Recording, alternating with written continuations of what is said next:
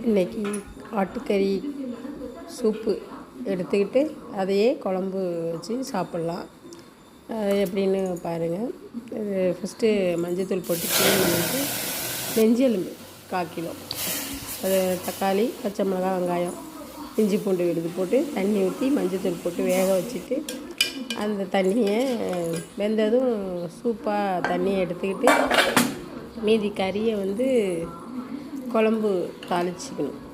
தாளித்து முட்டை ஆம்லெட் வச்சு சாப்பிடலாம். மதியம் சாப்பாடு அப்படியே ரெண்டுமே சூப்பு எடுத்துக்கிட்டு குழம்பு வச்சுக்கணும். மிளகுத்தூள் போட்டு மல்லி இலை போட்டு சூப்பு. சளி, இருமல், நெஞ்சு சளி எல்லாம் இருந்தால் சரியாயிடும். இதை அந்த கறியை குழம்பு தாளிக்கணும். பட்டை, வெங்காயம், காஞ்ச மிளகாய், பச்சை மிளகாய், தக்காளி, கருவேப்பிலை, மல்லி இலை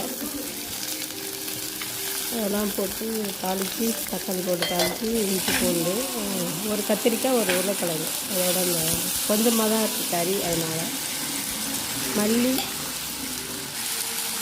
மல்லித்தூள், கரம் மசாலா தூள், தனி மிளகாத்தூள் போட்டு வதக்கி தேங்காய் சோம்பு அரைச்சி ஊற்றி குழம்புத்தூள் ஒரு கரண்டி போட்டு நல்லா வதக்கி தண்ணி ஊற்றி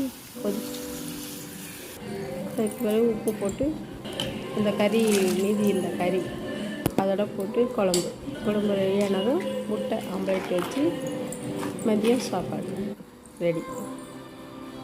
ஓகே ஃப்ரெண்ட்ஸ்.